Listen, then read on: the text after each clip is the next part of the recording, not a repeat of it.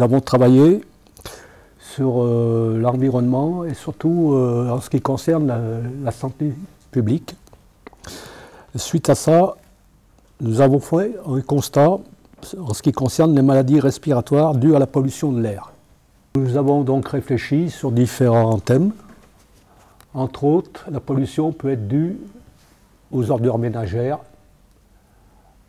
à la densité de circulation, mais la pollution peut être aussi pollution sonore. L'affiche que nous avons élaborée avec mon groupe, donc le personnage central, il est là. En fait, initialement, il dormait, mais il est réveillé d'une part par son voisin qui s'engueule avec sa femme, d'autre part d'autres voisins qui font la fête, et également la circulation qu'il peut y avoir au pied de son immeuble. Donc forcément, il n'est pas très content. Donc ça rejoint notre premier thème qui était le bruit et l'incivilité nuisent à mon sommeil, ma bonne humeur et mes relations avec mon entourage.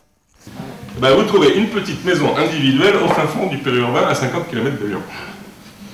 Un parcours de vie normal, sans accident, c'est un parcours de vie où le capital s'accumule au fil du temps. On sait très bien qu'en France, les revenus les plus importants sont chez les 50-60 ans.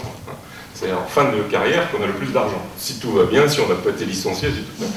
Donc on commence pauvre comme étudiant, et si tout va bien, on va avoir de plus en plus de revenus. Le premier facteur de corrélation des déplacements, c'est le revenu, mais encore avant le revenu, c'est le niveau d'études. Plus les gens font des études, plus ils font des kilomètres. En clair, plus ils font des études, plus ils dictent aux autres le comportement développement durable, mais ils ne s'appliquent pas eux-mêmes ce qu'ils font, parce que c'est eux qui polluent le plus.